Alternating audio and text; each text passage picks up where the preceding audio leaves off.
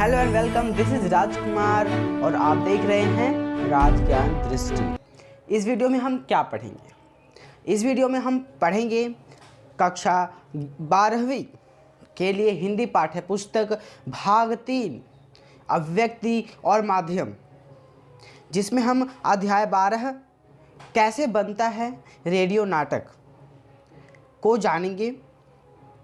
तो आइए शुरू करते हैं अपने इस अध्याय को नेमिचंद जैन जी के इस कुछ खूबसूरत लाइनों के साथ। यह एक कष्टदायक सच्चाई है कि एक स्वतंत्र साहित्यिक विधा के रूप में रेडियो नाटक हिंदी में अभी तक कोई जगह नहीं बना पाया है। तो रेडियो नाटक के लिए और उसका योगदान हिंदी साहित्य में, उसको लेकर नेमिचंद की कुछ लाइनें।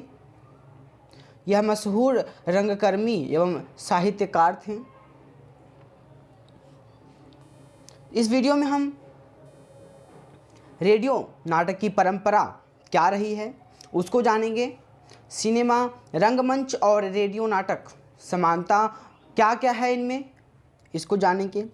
रेडियो नाटक में ध्वनि संकेत का कितना महत्व होता है और रेडियो नाटक की अवधि और पात्र कितने महत्वपूर्ण होते हैं उसको हम जानेंगे।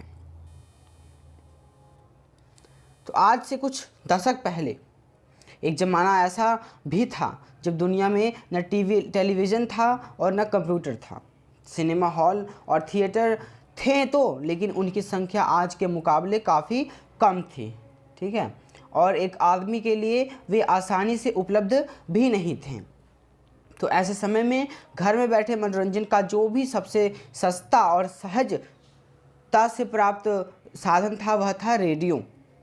रेडियो पर खबरें आती थीं और ज्ञानवर्धक कार्यक्रम आते थे। खेलों का आंखों देखा हाल, जैसे कि आजकल हम कमेंट्री देखते हैं फिर क्रिकेट खेलते समय, तो उस वक्त सिर्फ कमेंट्री सुनी जाती थी रेडियो में। तो लोग सुनकर ही उस क्रिकेट का अनुभव लेते थे। आप सोच सकते हो कितना अलग अनुभव रहा होगा वो। एफएम चैनलों की तरह गीत संगीत की भरमार रहती थी और टीवी धारावाहिकों और फिल्मों की कमी को पूरा करते थे। तो रेडियो पर आने वाले नाटक, अब आजकल जैसे हम टीवी पर धारावाहिक और फिल्मों को देखते हैं, तो उस समय रेडियो नाटक चला करता था रेडियो पर। हिंदी साहित्य के तमाम बड़े नाम साहित्यिक रचना के साथ साथ रेडियो स्टेशनों के लिए नाटक भी लिखते थे। तो हिंदी साहित्य के जितने तमाम बड़े नाम थे वह क्या है, रेडियो चैनल के लिए रेडियो नाटक लिखा करते थे।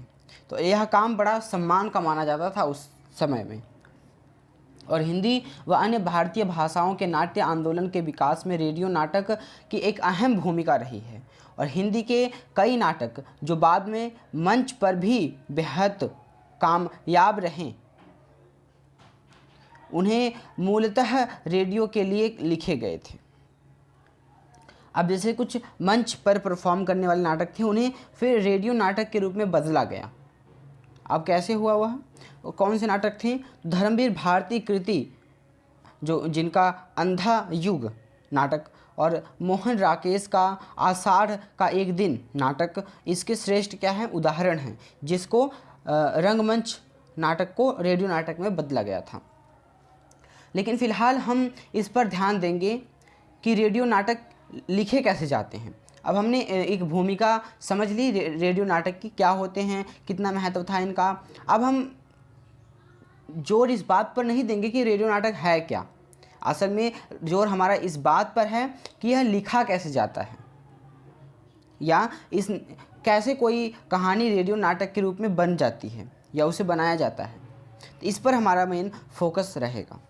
तो सिनेमा और रंगमंच की ही तरह रेडियो नाटक में भी चरित्र होते हैं। अब जैसे रेडियो नाटक में एक स्टोरी होती है, तो उस स्टोरी में कोई ना कोई कैरेक्टर्स तो होंगे ही, तो उसमें भी एक पात्र होते हैं।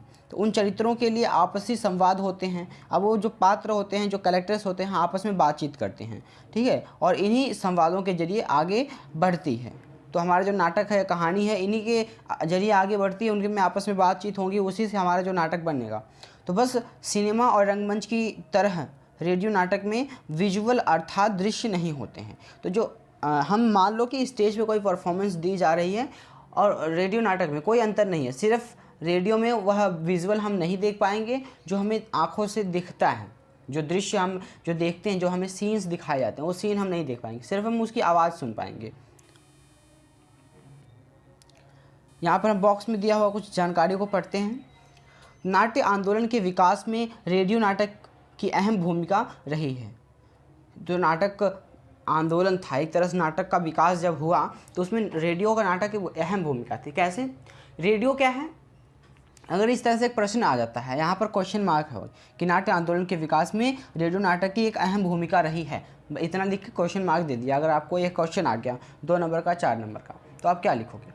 तो हम लिखेंगे कि जैसे जैसे नाटक का महत्व बढ़ता गया, लेकिन नाटक क्या है? अब हर कोई इसको स्टेज पर परफॉर्म होते हुए लाइव तो नहीं देख सकता है। उस अजायब घर कह दें या उस जहाँ पर नाटक प्रस्तुतियाँ की जाती थी, इतनी दूर जाकर या पैसे खर्च कर टिकट लेकर हर कोई नाटक देख सके, ऐसा भी हर कोई सक्षम नहीं था, ठीक है। या नाटक देखने वालों की संख्या कम थी, किसके मुकाबले? रेडियो सुनने वालों की, क्योंकि रेडियो एक सस्ता यंत्र होता था, अन्य यंत्रों के मुकाबले सस्ता था उस समय, और हर किसी कोई अपने घर पर रख सकता था, अपने कार्य क्षेत्र पर रख सकता था, काम करते हुए सुन सकता था। तो रेडियो जन जन के पहुंच तक था। तो अब रेडियो पर जब नाटक प्रसारित होने लग गए तो नाटक की जो महत्व था वह बढ़ता चला गया, लोकप्रियता थी वह बढ़ती चली गई। तो इस तरह से रेडियो के क्षेत्र में नाटक ने अहम भूमिका निभाई है लोगों तक अपनी पहुंच बनाने के लिए और अपनी पहचान को बढ़ाने के लिए, ठीक है। और हर किसी का मनोरंजन क्या है, सस्ता उपलब्ध होने लग गया था। तो सिनेमा और रंगमंच की तरह रेडियो एक दृश्य माध्यम नहीं और श्रव्य माध्यम है। लेकिन अगर हम चुनौती के रूप में देखें तो सिनेमा या रंगमंच पर हम जो दृश्य माध्यम के द्वारा हम अपनी आँखों से कुछ दृश्य देखते हैं, उसको लंबे समय तक याद रखते हैं और समझने में हमें आसानी हो सकती है। लेकिन रेडियो में ये चुनौती है कि उसमें हम केवल सुन सकते हैं, सुनने का माध्यम से हम अपने उस नाटक को समझ सकते हैं। तो अगर कोई नहीं सुन पा रहा है तो उसके लिए फिर वह रेडियो माध्यम क्या है, बेकार है।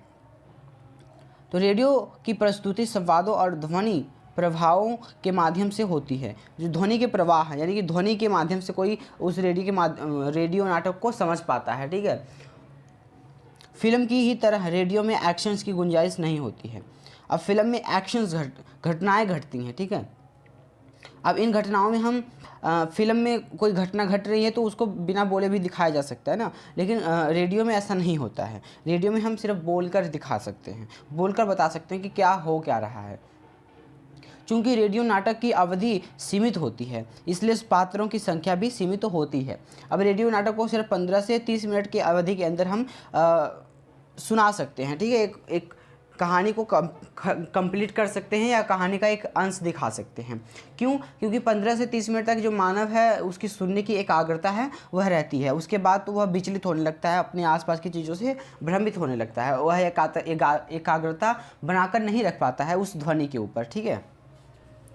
अब आवाज़ के सहारे पात्रों को याद रखना मुश्किल है, तो आवाज़ सिर्फ हमें उनकी आवाज़ से ही उन पात्रों को याद रखना है। तो एक सीमित समय भी होता है, उस सीमित समय में हम कम से कम पात्रों को रखें, ताकि हमें कम से कम 5 पात्रों को रखा जाता है, ताकि क्या है कि उस थोड़े समय में उस 5 कैरेक्टर, जो मुख्य 5 कैरेक्टर होते हैं, और उनको श्रोता वर्ग जो है उसको समझ सके कि हाँ इन 5 वर्गों की क्या भूमिका थी, 5 लोगों की इस कहानी में क्या भूमिका थी, उसको याद रख सके ना। यानी कि इतने सारे लोगों को हम पात्र बना लेंगे, उसको याद रखना ही मुश्किल हो जाए कि किसका कौन सा किरदार था, क्योंकि हमारे पास कम समय में अधिक जानकारी देनी होती है। और पात्रों को पहचानना भी एक मुश्किल होता है, क्योंकि उनकी आवाज़ के से ही हम सिर्फ उनको पहचानते हैं। तो पात्र संबंधी विविध जानकारी संवाद एवं ध्वनि संकेतों से उजागर होती है। अब पात्रों की पहचान केवल हम उनके ध्वनि से कर सकते हैं कि कौन बोल रहा है या कौन किसके बारे में बोल रहा है, तो हम उनकी ध्वनि से केवल पहचानने का जो है प्रयास करते हैं।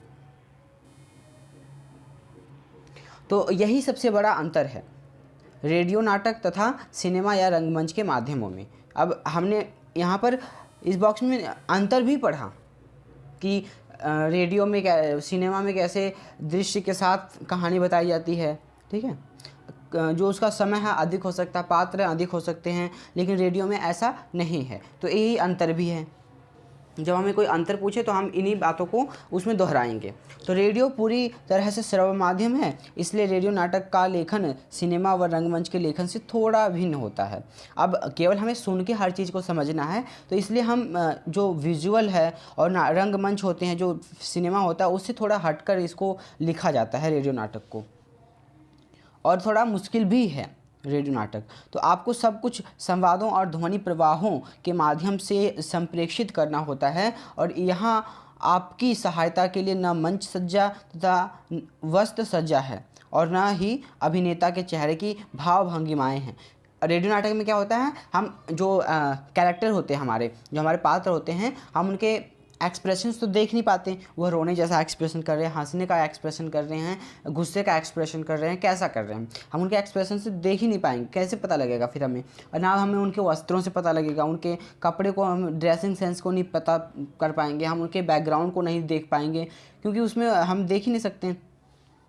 तो यह क्या है, उनके हाव भाव को दिखा पाना एक मुश्किल काम है, बता पाना। तो वरना काफ़ी सब कुछ वैसा ही है। अब अगर हम इन सबको निकाल दें तो बाकी सब कुछ वैसा ही है जैसा कि रंगमंच में या सिनेमा में होता है। तो एक कहानी का वही ढांचा, शुरुआत, मध्य, अंत, इसमें यूँ भी कह सकते हैं।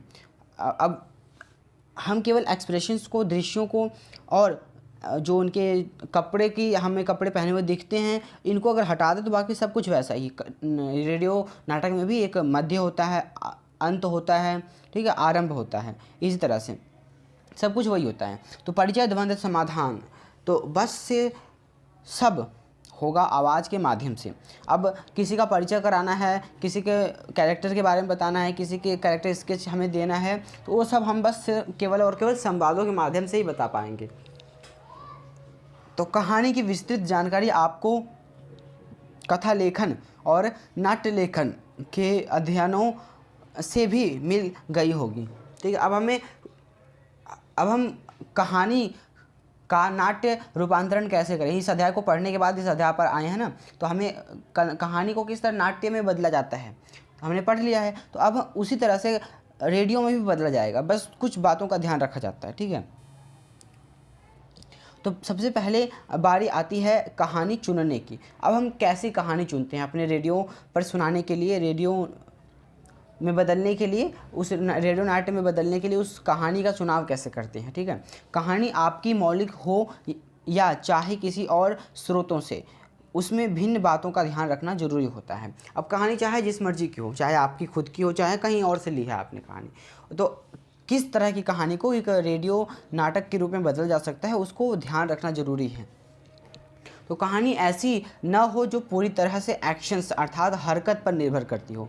अब हम बिना बोले कोई चीज़ दिखा रहे हैं, तो एक तो हम बिना बोले कुछ दिखा रहे हैं, कुछ बताने का प्रयास कर रहे हैं, वो भी रेडियो पर। तो रेडियो पर बिना बोले तो काम नहीं चलेगा, क्योंकि श्रोता वर्ग जो है वो केवल सुनकर ही चीज़ों को समझ पाएगा ना। तो उसमें हम अगर जैसे कि भागते हुए कुछ दिखा रहे हैं किसी को, तो सिर्फ भागते हुए दिखाएंगे या भागने की आवाज़ आएगी तो बोर हो जाएगा, क्या है चटपट चटपट आवाज़ आ रही है, कुछ पता नहीं लग रहा। तो ऐसा मान लीजिए कि आपकी पूरी कहानी का आधार पीछा करना है, ठीक है। तो आप अपराधी अपराध करके भाग रहा है और पुलिस उसके पीछे लगी हुई है, तो बीच बीच में दिलचस्प नाटकीय घटनाएं घटती हैं। अब सिनेमा में इसे तो हम बड़ी खूबसूरती से दिखा सकते हैं, पेश कर सकते हैं, जैसे कि वो भाग रहा है, भागते हुए गिर रहा है, किस तरह से बेवकूफ़ बना रहा है, छुप के पुलिस वाला नहीं पकड़ पा रहा है उसे, उसके सामने छुप के बच गया, ऐसा कुछ। तो ये सब चीज़ें बिना बोले दिखाई जा रही हैं ना, लेकिन रेडियो में तो ऐसा कुछ भी नहीं हमें पता लगेगा, जो कि अगर हमें नाटक में या सिनेमा में इसको दिखाना हो तो बड़ी अच्छे से दिखा सकते हैं, लेकिन रेडियो में इस बात को नहीं दिखाया जा सकता, ठीक है। तो लेकिन रेडियो में कथानक शायद अपना पूरा असर बनाने में कामयाब ना हो, तो क्योंकि सिर्फ आवाज़ों की मदद से आप अपराधी और पुलिस की जो भाग दौड़ है से पैदा होने वाले रोमांच जो है उसको सृजन नहीं कर पाएंगे, ठीक है। हम केवल जो आवाज़ है, भागने की आवाज़ है, उससे जो एक सुनने वाले के लिए अंदर उत्साह वह पैदा नहीं कर पाएंगे। तो मान लीजिए कि आपकी कहानी क्रिकेट या फुटबॉल जैसे खेलों के इर्द गिर्द है। अब हम तो जैसे मान लो क्रिकेट देखते हैं या फुटबॉल देखते हैं, उसमें कोई बोलता नहीं है, ठीक है। अगर मान लो कोई बोले ना, हम सिर्फ देखते रहें, जब हम टीवी पर देखें या लाइव जाकर देखें, टीवी पर देखें, मान लो हम यहाँ पर टीवी या उसकी बात कर रहे हैं, तो जब हम देखेंगे तो बिना अगर कोई हमें कुछ समझाता नहीं, कोई बोल नहीं रहा है, तो भी हमें समझ में आएगा कि क्या हो रहा है और हम बोर भी नहीं होंगे। लेकिन जब रेडियो पर बात आती है तो रेडियो पर हमें तो कुछ सुनाई नहीं देगा, फट फट की अगर बॉल की आवाज़ आती है, कैच की आवाज़ आती है, तो हमें कैसे पता लगेगा क्या हो रहा है। तो उसके लिए हमें अलग तरीके से उसको देखना पड़ेगा, उसको अलग तरीके से लिखना पड़ेगा। तो अगर हम किसी कहानी को फुटबॉल और खेल पर आधारित लेते हैं तो वह रेडियो नाटक के लिए अच्छी नहीं है, ठीक है। इसलिए कहानी का चुनाव अपने माध्यम को समझते हुए करिए। अब हमारा जो माध्यम क्या है, हमारा जो रेडियो माध्यम है, ठीक है, किसी कहानी को बताने का, तो कहानी को इस तरह चुनाव करना है ताकि वह रेडियो पर आसानी से प्रस्तुत की जा सके। अब दूसरी बात, आमतौर पर रेडियो नाटक की अवधि 15 मिनट से 30 मिनट होती है, ठीक है। अब दूसरी बात यह ध्यान रखने वाली होती है, अब हमने कहानी का चुनाव कर लिया कि किन बातों का ध्यान रख के हमें कहानी का चुनाव करना है। अब हमें देखना कि हमारी जो नाटक है उसकी समय कितना ले रहा है, ठीक है, या कितने समय में हम उसको पूरा करेंगे। तो 15 से 30 मिनट तक किसी भी रेडियो नाटक के लिए ज़रूरी होता है, ठीक है। उससे ज़्यादा नहीं कर सकते हैं, अगर करते हैं तो कुछ शर्तें हैं उसके साथ। तो उसके दो कारण हैं कि श्रव्य माध्यम में नाटक या वार्ता जैसे कार्यक्रमों के लिए मनुष्य की एकाग्रता अवधि 15 से 30 मिनट ही होती है। अब क्या कारण है कि हम रेडियो नाटक को 15 से 30 मिनट प्रसारित करने की बात कर रहे हैं? ऐसा इसलिए है कि कोई भी सुनने वाला, जब मनुष्य कोई सुनता है कुछ चीज़ को, तो वो केवल 15 से 30 मिनट तक सुन सकता है, उससे अधिक वह नहीं सुन पाएगा, उसका जो मन है भटकने लगेगा, एकाग्रता टूटने लगेगी, ठीक है। तो और इससे ज़्यादा नहीं सुन पाएगा। तो दूसरे सिनेमा या नाटक में दर्शक अपने घरों से बाहर निकलकर किसी अन्य सार्वजनिक स्थान पर एकत्रित होते हैं और इसका मतलब वह इन आयोजनों के लिए एक प्रयास करते हैं। अब हम देखते हैं कि फिल्में 3-3 घंटे की होती हैं, ठीक है, 2-2 घंटे, 2.5-2.5 घंटे की फिल्में होती हैं। तो उनमें क्या है, लोग देख लेते हैं बैठ के। ऐसा इसलिए ताकि वह उस फिल्म देखने के लिए स्पेशल सिनेमा हॉल गए हैं, ठीक है, वहाँ पर उनको बंद कर दिया जाता है। वह उनको चाहे बोर होना चाहे कुछ हो, फिल्म ख़त्म होगी तभी वह बाहर निकल सकते हैं, ठीक है। तो उनको पूरा फिल्म देखना ही पड़ेगा, उस पूरे मन से गए होते हैं कि हम फिल्म देख के आएंगे, ठीक है। फिल्म 3 घंटे बैठना और 3 घंटे बैठने के उस अनुभव के साथ हुआ है, दृढ़ संकल्प के साथ गए होते हैं। तो लोगों को एक समूह का हिस्सा बनाकर छोड़ दिया जाता है जिसमें उन्हें एक थिएटर में बंद कर दिया जाता है, ठीक है। तो अंग्रेजी में कैप्टिव ऑडियंस कहते हैं इसको, ठीक है, अर्थात कि एक स्थान पर कैद किए हुए दर्शक। जबकि टीवी या रेडियो ऐसे माध्यम हैं कि आमतौर पर इंसान अपने घर में ही बैठकर देख लेता है, इनका मज़ा उठा लेता है, ठीक है। तो अब हमें कोई चीज़ देख रहे हैं या सुन रहे हैं तो हमें पसंद नहीं आ रहा है, हम कोई गाना सुन रहे हैं, ठीक है, तो हमें गाना पसंद नहीं है, हम बदल देंगे, ठीक है। उसको हम देखने के लिए मजबूर नहीं है, सुनने के लिए उसको मजबूर नहीं है। कोई न्यूज़ चैनल देख रहे हैं, उस न्यूज़ चैनल पर हमारे मतलब की कोई चीज़ नहीं है तो हम उस न्यूज़ चैनल को बदल देते हैं, ठीक है, क्योंकि हमारे मन मुताबिक काम कर सकते हैं हम घर पर। तो सिनेमा या नाट्य घर में बैठा दर्शक थोड़ा बोर हो जाएगा। अब क्या है, सिनेमा और नाट्य घर में बैठा अगर कोई थोड़ा बोर भी होता है, लेकिन कोई आसानी से उठकर जा नहीं पाएगा। पूरे मनोयोग से जो कार्यक्रम देखने के लिए आया है उसे देखकर ही जाएगा, ठीक है। जबकि घर पर बैठा रेडियो कोई सुन रहा है तो उसका मन अगर भटका तो वह रेडियो स्टेशन बदल देगा, उसकी सुई घुमा देगा, ठीक है, या उसका ध्यान कहीं और भी भटक सकता है, ठीक है, वह बोर हो सकता है। इसलिए अमूमन रेडियो नाटक की अवधि छोटी होती है। तो हम ज़रूरी है किसी को बोर करके अपने चैनल से दूर भेज देना, तो ऐसा ज़रूरी है? तो उससे पहले ही आप अपने कंटेंट को छोटा रखो, अपने टाइम को छोटा रखो और उस चीज़ को दिलचस्प बनाओ ताकि लोग चिपके रहें आपके रेडियो चैनल से, ठीक है, आपके नाटक से बिल्कुल चिपक कर सुने उसको जब तक ख़त्म नहीं होता है। तो जब सुनेंगे तब जबकि वह छोटा रहेगा ताकि लोग उससे बोर ना हो लंबे समय तक सुनते सुनते, और कहानी अच्छी और मज़ेदार होनी चाहिए, ठीक है। तो अगर आपकी कहानी लंबी है तो फिर वह एक धारावाहिक के रूप में पेश की जा सकती है। अब क्या करना है कि 15 से 30 मिनट तक तो हमें किसी नाटक को दिखाना है, लेकिन अब आपकी मान लो कहानी बहुत बड़ी है तो आप 15 से 30 मिनट तक तो दिखा नहीं पाओगे। तो आप 15 से 30 मिनट के लिए एक धारावाहिक टाइप का बना लो ना, जैसे कि हम सात बहू चैनल्स में देखते हैं कि बड़ी लंबी कहानी होती है, सालों साल चलती है। तो उसमें क्या है, हर रोज़ 30 मिनट के लिए 45 मिनट के लिए एपिसोड आता है, तो उसमें उस एपिसोड में कुछ घटनाक्रम दिखा दिया जाता है, फिर अगले दिन, फिर अगले दिन, फिर अगले दिन। इस तरह से आप कई हिस्सों में बाँट कर अपनी कहानी को दिखा सकते हो। तो एक बात और समझ लीजिए कि रेडियो पर निश्चित समय पर निश्चित कार्यक्रम आते हैं, ठीक है, जैसे कि अब फिक्स हो जाता है कि इस समय पर यह कार्यक्रम आएगा, इस समय पर यह कार्यक्रम आएगा। अब उनकी अवधि भी निश्चित होती है, कोई 15 से 30 मिनट के लिए आता है, कोई 45 मिनट के लिए आता है, कोई 1 घंटे या 60 मिनट के लिए आता है, ठीक है। अब क्योंकि आपके रेडियो नाटक की अवधि ही सीमित है, तो फिर आपके पास ही पात्रों की संख्या भी सीमित हो जाती है। अब हमने पढ़ा ना कि जितनी कम संख्या होगी आपके समय की, नाटक के प्रस्तुतिकरण की, उसमें चरित्रों का संख्या भी उतना ही कम होना चाहिए, ताकि लोगों को उसमें सुनकर उनको नाटकों को समझ पाएँ और उन पात्रों को और उनकी भूमिका को याद रख सकें। इसके लिए आपको पात्रों की संख्या पर कंट्रोल रखना है, ठीक है, नियंत्रण रखना है।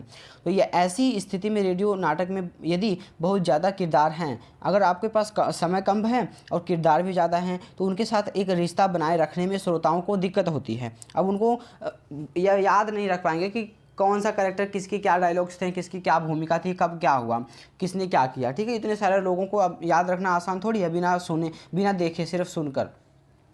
तो यदि बहुत ज़्यादा किरदार हैं तो उनके साथ एक रिश्ता बना नहीं पाएंगे कोई भी जो श्रोता वर्ग है। तो अगर संख्याओं में बात करनी है, हमें अगर फिक्स संख्या देखनी है तो कितने समय के लिए कितनी संख्या होनी चाहिए, तो 15 मिनट की अवधि वालों रेडियो के लिए पात्रों की जो संख्या है 5 से 6 हो सकती है, ठीक है। इसी तरह से 30 से 45 मिनट की अगर कोई नाटक है तो उसमें 8 से 12 पात्र या कैरेक्टर्स रख सकते हैं। अगर 1 घंटे या उससे ज़्यादा अवधि का रेडियो नाटक लिखना है, अगर लिखना ही पड़ गया, मजबूरी ही है कि भाई 1 घंटे का ही लिखना है, तो उसमें क्या है 15 से 20 कैरेक्टर हो सकते हैं ज़्यादा से ज़्यादा। जब हम यहाँ पर 15 से 20 या 8 से 12 और 6 से 5 की बात कर रहे हैं, तो हम यहाँ पर सिर्फ मुख्य पात्रों की बात कर रहे हैं, जो पूरी कहानी में एक मुख्य पात्र के रूप में आते हैं और कई बार आते हैं, उनकी भूमिका कई बार है, उनकी बात कर रहे हैं। ये नहीं कि कोई एक बार आया और वह मुख्य पात्र बन गया, ऐसा नहीं है। जो ये बार बार रिपीट होता है, जिनका डायलॉग रिपीट होते हैं बार बार और जिनकी अहम भूमिका होती है उस कहानी में, ठीक है, वह मुख्य पात्र होते हैं। तो इनके साथ हम कहानी को अपनी भूमिका गढ़ सकते हैं, ठीक है। पात्रों की संख्या के मामलों में 2 संकेत और उपरोक्त बताई गई हैं। संख्याएं एक अंदाज मात्र हैं। अब ये संख्याएं हम एक अंदाज़ा के लिए हमने दे दिया कि भाई हम एक आंकड़ा है आपके पास, इस आंकड़े के अनुसार आप काम कर सकते हो, ठीक है।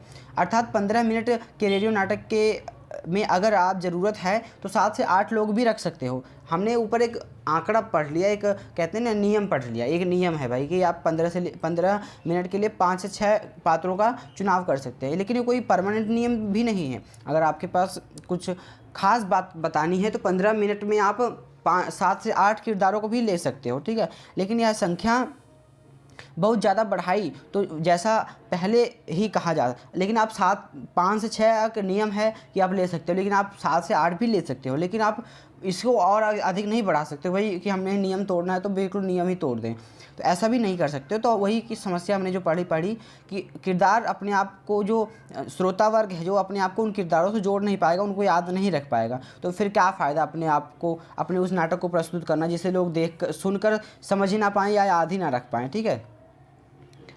तो इसीलिए हमें किरदारों और पात्रों की जो संख्या है उसको नियंत्रित में रखना ज़रूरी है। हम जब इन संख्याओं की बात कर रहे हैं तो यह प्रमुख और सहायक भूमिकाओं की संख्या है और छोटे मोटे जो किरदार हैं की गिनती इनमें नहीं की जा गई है। अब हमने क्या है, मैंने पहले बता दी कि मुख्य पात्र जो हैं, जो सहायक पात्र हैं, उनकी मुख्य भूमिका होती है, उनको हम मुख्य पात्रों में गिनते हैं। तो यह मुख्य पात्र नहीं है कि जो अगर कोई फेरी वाला आता है उसकी आवाज़ हमें सुनाई देती, पोस्टमैन आता है, कि न्यायालय में कोई किसी जज ने केवल ऑर्डर कर दिया तो वो मुख्य पात्र बन गया, ऐसा नहीं है। तो हमने देखा कि रेडियो नाटक के लिए कहानी का चुनाव करते समय हमें 3 मुख्य बातों का ख्याल रखना है।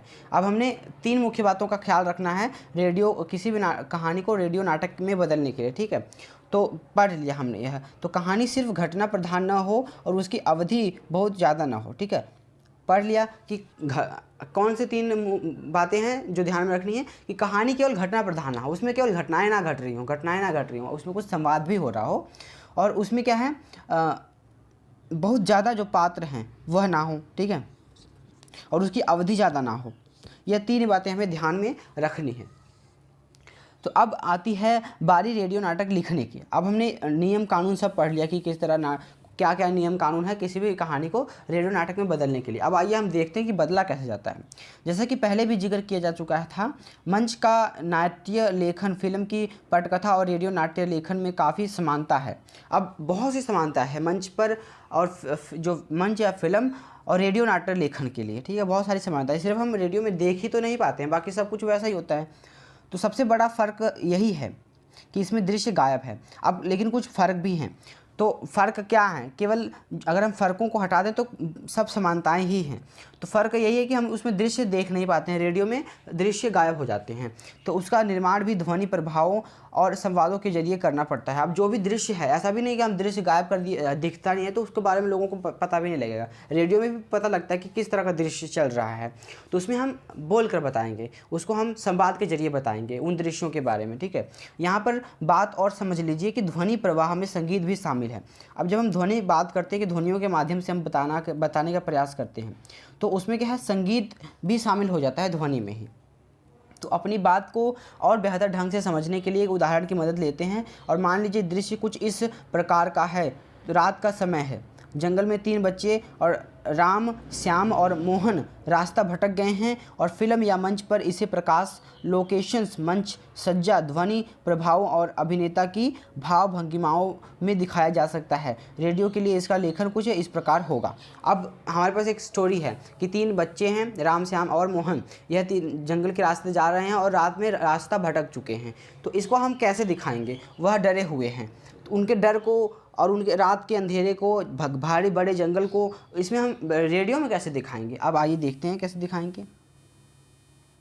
इस उदाहरण के जरिए हम स्पष्ट रूप से समझ जाएंगे। ठीक है, तो राम क्या कहता है, श्याम, मुझे बहुत डर लग रहा है, कितना भयानक जंगल है।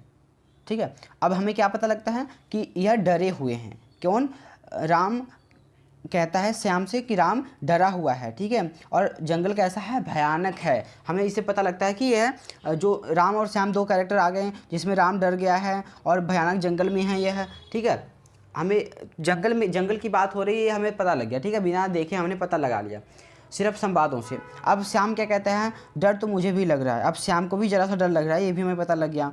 राम, इतनी रात हो गई है, यानी कि हमें रात का समय है। अब हमें यह भी पता लग गया, हमें जगह पता लग गई, जगह कौन सी है, जंगल है, समय कौन सा है, रात का है। 2 बातें हमें पता लग गई। ठीक है, अम्मा बाबू का सब परेशान होंगे। ठीक है, राम फिर कहता है यह सब इस नालायक मोहन की वजह से हुआ है। ठीक, अब यहाँ पर मोहन, राम, श्याम 3 कैरेक्टर्स की बात हो गई है। अब मोहन की नकल करते हुए जंगल से चलते हुए मुझे एक छोटा रास्ता मालूम है। ठीक है, अब मोहन क्या कहता है कि मुझे एक छोटा रास्ता मालूम है जहाँ से हम शॉर्टकट रास्ते से घर जा सकते हैं जल्दी। तो मोहन की वजह से क्या है, तीनों रास्ता भटक जाते हैं उस शॉर्टकट रास्ते के चक्कर में। तो श्याम चौंक कर कहता है, अरे मोहन कहाँ रह गया।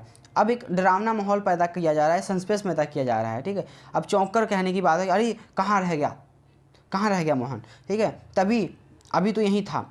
आवाज़ लगाकर मोहन मोहन मोहन आवाज़ लगाई जाती है। ठीक है, मोहन को, यानी हमें पता लगता है कि मोहन कहीं गुम हो गया है, इससे पता लगता है। ठीक है, अब राम क्या है, लगभग रोते हुए, अब राम रोने भी लगता है, इतना डर गया है वह। तो हम कभी घर नहीं पहुंच पाएंगे। राम ऐसे कहता है कि हम कभी घर नहीं पहुंच पाएंगे, रोते हुए। तो हमें उनके डर के स्तर का पता लगता है कि कितना डरे हुए हैं वह। ठीक है, चुप करो, आवाज़ लगाते हुए, मोहन मोहन, अरे मोहन। ठीक है, वहाँ पर मोहन को आवाज़ लगाई जा रही है, खोजा जा रहा है, ढूंढा जा रहा है मोहन को। ठीक है, तो अब मोहन दूर से ही आवाज़ लगाता हुआ आ रहा है कि आ रहा हूँ, वहीं रुकना, पैर में एक आटा चुभ गया था। ठीक है, तो नज़दीक ही कोई पंछी फड़फड़ाया और भयानक स्वर करता हुआ उड़ जाता है। अब कोई पंछी गिर जाता है, फड़फड़ाने लगता है और वो फड़फड़ाकर उड़ जाता है। तो राम की चीखें निकलने लगती हैं क्योंकि वो पहले ही डरा हुआ है, श्याम बचाओ। ठीक है, ऐसा कहता है। तो मोहन जो नज़दीक आ चुका था, अब मोहन क्या उनके पास आ चुका था, तो कहता है डरपोक कहीं के, तुम तो बिल्कुल डरपोक लड़के बच्चे हो तुम तो हैं। तो राम कहता है डरे स्वर में, कुछ डरे कहता है वो क्या था। तो फिर बताता है, मोहन बताता है कि वह तो चिड़िया थी। अब वहाँ पर इसमें क्या होता है कि पंछी के फड़फड़ाने की आवाज़ आती है। अब सुनने वाले, अगर कोई नाटक इसे सुन रहा है, रेडियो पर इसे सुन रहा है कोई, तो उसे कैसे पता लगेगा कि पंछी की आवाज़ थी। फड़फड़ाने की आवाज़ से किसी की चीज़ की हो सकती है। अब यहाँ पर हमें बोलकर बताया जा रहा है कि वह क्या था, वह पूछता है, तो फिर वहाँ पर बताया जाता है कि चिड़िया थी। ठीक है, हम लोगों की आवाज़ से खुद डर गई थी और 1 नंबर के डरपोक हो तुम। तो यहाँ पर बताया जा रहा है कि जो फड़फड़ाने की आवाज़ आ रही थी वो किसकी थी, चिड़िया की थी। तो यहाँ पर संवाद के जरिए हमें दृश्य प्रस्तुतिकरण का प्रयास किया जा रहा है कि हमें दृश्यों से परिचित कराने का प्रयास किया जा रहा है। ठीक है, तो मोहन रास्ता भटका दिया, अब बहादुरी दिखा रहा है। ठीक है, तो यहीं पर ये ख़त्म होता है। तो इस तरह से कहानी को नाटक के रूप में, रेडियो नाटक के रूप में बदला जाता है। तो यह दृश्य इसी तरह चलेगा। ठीक है, अब आगे गौर किया होगा, हमने गौर किया है कि शुरू में हमने अंक या दृश्य की जगह कट हिस्सा लिखा है, ठीक है। दरअसल रेडियो नाटक में दृश्य नहीं होता है, ठीक है, इसलिए उसकी बजाय अंग्रेजी शब्द कट लिखने की परिपाटी है। अब वैसे यह कितना महत्वपूर्ण नहीं है कि अलग अलग दृश्यों या हिस्सों को अपने तरीके से दर्शा सकते हैं। महत्वपूर्ण है कि संवाद और ध्वनि प्रभाव, हमने शुरू में ही ध्वनि प्रभावों से जंगल या किसी खुली जगह का संकेत दे दिया है। अब हमने ध्वनि कुछ इस तरह आएगी, अगर हम जंगल का दृश्य दिखा रहे तो जंगल में कैसी ध्वनि चलती है, हवाओं की, पेड़ों के खड़खड़ाने की, तो इस तरह से ध्वनि का आवाज़ हम दिखाकर जंगलों का एहसास करा सकते हैं। और फिर बाद में इनके संवाद जैसे होते हैं कि हम यह कहाँ आ गए, किस भयानक जंगल में आ गए, तो हमें पता लगता है कि भाई यह जंगल में है। इसी तरह से रात बहुत हो गई है तो हमें पता लगता है कि भाई रात की बात की जा रही है, ठीक है, वह डरे हुए हैं उसकी बात की जा रही है। तो संवादों के द्वारा दृश्य का जो देश काल है, मतलब समय है, स्थान है, उसको पता लगता है उनके संवादों के जरिए, ठीक है। बस शर्त क्या होती है कि वह स्वाभाविक होना चाहिए। अब संवाद हमें बता तो रहे हैं कि उस समय कौन सा हो रहा है, कहाँ पर है, लेकिन उन संवादों में ऐसी जगह पर इन बातों को नहीं फिट करना चाहिए जहाँ पर हमें यह ठूसा हुआ लगे। मसलन क्या है, श्याम अगर कहता, श्याम जो है अगर कहे कि राम रात के 12 बजे हैं और मुझे डर लग रहा है, या कोई कहने की बात है कि रात को 12 बजे तभी तुझे डर लग रहा है, ठीक है, ऐसा नहीं है। तो वो कहता है रात बहुत हो गई इसलिए मुझे डर लग रहा है, तो हमें पता लगता है कि रात हो गई है। अब ज़रूरी नहीं कि उसको वहाँ पर घुसाया जाए कि शाम रात हो गई है, ठीक है, रात के 12 बज गए हैं इसलिए मुझे डर लग रहा है। तो यहाँ पर यह बात घुसाई हुई नज़र आती है कि हमें कोई चीज़ बताने के जरिए से, बताने के अंदाज में ही लिखी गई है कि रात का 12 बज गए हैं, इसको बताने के लिए हमें ऐसा यहाँ पर घुसा दी गई है इस बात को। तो हम संवाद में लिख आगे देखेंगे कि दृश्य हमें और क्या क्या जानकारी दे रहा है, ठीक है। 3 दोस्त राम, श्याम और मोहन तीनों कहीं से वापस घर आ रहे हैं और मोहन ने सुझाव दिया है कि उसे जंगल से होकर जाने वाला कोई छोटा रास्ता पता है। जैसा कि हमने ऊपर उदाहरण में पढ़ा, उसको ही हम ब्रीफ में पढ़ रहे हैं कि क्या क्या हमने पढ़ा। तो तीनों ने जल्दी घर पहुंचने की ललक में वह रास्ता भटक जाते हैं और हमें यह भी पता है कि सबसे ज़्यादा डरा हुआ राम है और फिर उसके बाद श्याम थोड़ा सा हल्का डरा हुआ है, लेकिन जो मोहन है वह बिल्कुल नहीं डरा हुआ, ठीक है, बेफिक्र है। तो रेडियो नाटक में पात्रों संबंधी तमाम जानकारी हमें संवादों के माध्यम से ही मिलती है और उनके नाम और आपसी संबंध, जो चारित्रिक विशेषताएं हैं, अब कौन कितना डरा हुआ है उनका हमें बात से ही पता लगा ना, उनकी आपस में जब बातचीत हुई उसे हमें पता लग रहा कि कौन कितना डरपोक है, कौन हिम्मती है। उनकी जब आपस में बातचीत हुई तो उनकी चारित्रिक जो विशेषताएँ हैं तीनों कैरेक्टर्स की वो पता लगती हैं।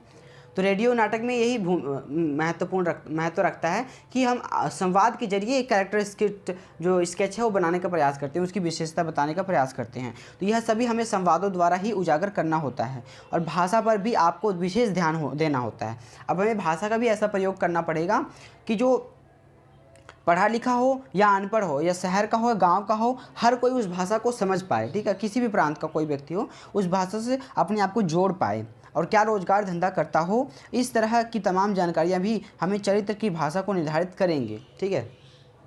और फिर पात्रों का आपसी संबंध भी संवाद की बनावट पर असर डालता है। अब जो पात्र हैं आपस में किस तरह से बात कर रहे हैं वह भी हमें जो है प्रभाव डालता है सुनने वालों के ऊपर, ठीक है। अब एक ही व्यक्ति अपनी पत्नी से अलग ढंग से बात करेगा, अपने नौकर से अलग ढंग से बात करेगा, अपने बॉस के लिए प्रति जो सम्मानपूर्वक रवैया को अपनाए रखेगा और अपने मित्र के प्रति उसका जो है बारीकी और गर्मजोशी का व्यवहार होगा। अब एक कैरेक्टर है उसमें बात करने का जो अंदाज है उसका अलग अलग तरीके से अलग अलग समय पर अलग अलग लोगों के साथ अलग अलग तरीके का होगा, अपने बॉस से, अपनी पत्नी से, अपने दोस्तों से, या तीनों जगह पर वो अलग अलग तरीके से व्यवहार करेगा और बात करने का उसका रवैया अलग होगा, ठीक है। तो यह सब प्रकट होगा। तो उसके संवादों से अब अलग अलग तरीके से बात कर रहा है और कौन कितना महत्व रखता है उसके लिए वह कैसे पता लगेगा उसके बाद से, तो उसके बात करने के अंदाज से ही पता लग जाएगा, ठीक है। तो जो बात करेगा, संवाद करेगा, उसे पता लग जाएगा कि वह किसको कितना अहम दे रहा है, ठीक है। यूँ तो यह सब कुछ फिल्म और मंच के लिए लिखे गए संवादों पर भी लागू होता है। तो अब जो एक्शंस है, बात करने का जो लहजा है, अंदाज है, वह तो हमें रेडियो हो चाहे फिल्म हो उसमें भी दिखता है। लेकिन रेडियो क्योंकि मूलतः संवाद प्रधान माध्यम है। अब रेडियो क्या है, एक संवाद प्रधान माध्यम है जिसमें हम केवल संवाद के जरिए हर चीज़ को बताने का प्रयास करते हैं, इसलिए यहाँ पर यह बात खास ध्यान रखना पड़ता है इस बात के लिए, ठीक है। तो संवाद से ही संबंधित एक तथ्य और यह विशेषकर रेडियो नाटक पर ही लागू होता है। और रेडियो में कौन सब किससे बात कर रहा है, ठीक है। अब रेडियो जो है उसमें कौन किससे बात कर रहा है हम देख नहीं पाते हैं, ठीक है। इसलिए संवाद जो है उसमें चरित्र को संबोधित करने के लिए उसका नाम लेना ज़रूरी होता है। अब हम किसी को भी कोई संबोधन कर रहे हैं, अगर हम फिल्म में करते हैं, जो सिनेमा में करते हैं, वो सुनो ज़रा इधर आओ, ऐसे कह सकते हैं। लेकिन रेडियो में हम ऐसा नहीं कह सकते कि वो सुनो ज़रा इधर आओ। तो वो किसे कहा जा रहा है कैसे पता लगेगा? हम उसमें कहेंगे मोहन सुनो ज़रा इधर आओ, तो हमें पता लगेगा कि भाई मोहन को कहा जा रहा है, तो उसका नाम लेना ज़रूरी होता है रेडियो नाटक में। तो ख़ास तौर पर जब दृश्यों में 2 से अधिक पात्र हों। इसके अलावा रेडियो नाटक में कई बार 2 पात्र विशेष जब कोई हरकत कोई एक्शंस करता है तो उसे भी संवाद का हिस्सा बनना पड़ता है। अब हम रेडियो में जो एक्शंस होते हैं उसको भी संवाद के जरिए ही बताने का प्रयास करते हैं। तो उदाहरण के लिए हमारा जो चरित्र है पार्क में है, ठीक है। कोई पार्क में कोई हमारा कैरेक्टर जा रहा है, उस पर बेंच पर बैठ रहा है, तो उसके लिए हम कैसे हमें पता लगेगा, क्योंकि हम देख तो पा नहीं रहे कि पार्क में है, कहाँ बैठ रहा है, कहाँ नहीं। तो उसको हम बोलकर बताएंगे, उसमें संवाद के जरिए बताएंगे। अब क्या कहेगा हमारा पात्र जो कैरेक्टर है, कैसे बताएगा उस चीज़ को? वो कहेगा है कितनी गर्मी है, आज पार्क में चलूँ इस बेंच पर बैठता हूँ, ठीक है, ऐसा कुछ कहेगा। तो हमें पता लगेगा आज गर्मी का मौसम है या पार्क में गया है हमारा कैरेक्टर और वहाँ पर एक बेंच पे बैठ रहा है, तो हमें बोलने से पता लग जाएगा, ठीक है। तो उपरोक्त लिखी बातों और बेहतर ढंग से, तो हमें उसी तरह से इन्हीं बातों को समझाने के लिए एक और उदाहरण दिया गया है, उसी राम श्याम और मोहन की जैसा ही उदाहरण, जिसमें हमें पता लगेगा कि कहाँ पर किस तरह से कब ध्वनियों का और संवादों का कितना महत्व बढ़ जाता है नाटक में, रेडियो नाटक में। तो यह दृश्य इसी तरह चलता रहेगा, ठीक है। अब हमने देखा जाए तो नाटक के आलेख और रेडियो के आलेख में कोई खास फर्क नहीं होता है, ठीक है, लेकिन कुछ छोटे छोटे अंतर हैं और यही अंतर रेडियो नाटक के लिए काफ़ी महत्वपूर्ण बन जाते हैं। तो हम बताएं इससे बेहतर होगा कि आप स्वयं ही, अब हमने इतना समझ लिया है कि हम समझ सकते हैं कि अंतर इनका क्या है, किस में कौन सा अंतर है और किस में किस बात को ध्यान रखना है, रेडियो में किस तरह का ध्यान रखना है और हमें नाट्य प्रदर्शन और मंच प्रदर्शन में किस तरह की बातों का ध्यान रखना है, ये हमने जान लिया, ठीक है। इसी के साथ हमारा जो ये अध्याय है समाप्त होता है। आशा करता हूँ आपको समझने में सरलता हुई होगी और आपने इस अध्याय को बखूबी समझा होगा, और आप मेरे चैनल को लाइक और सब्सक्राइब जरूर करेंगे। धन्यवाद, मिलते हैं अपने अगले वीडियो में।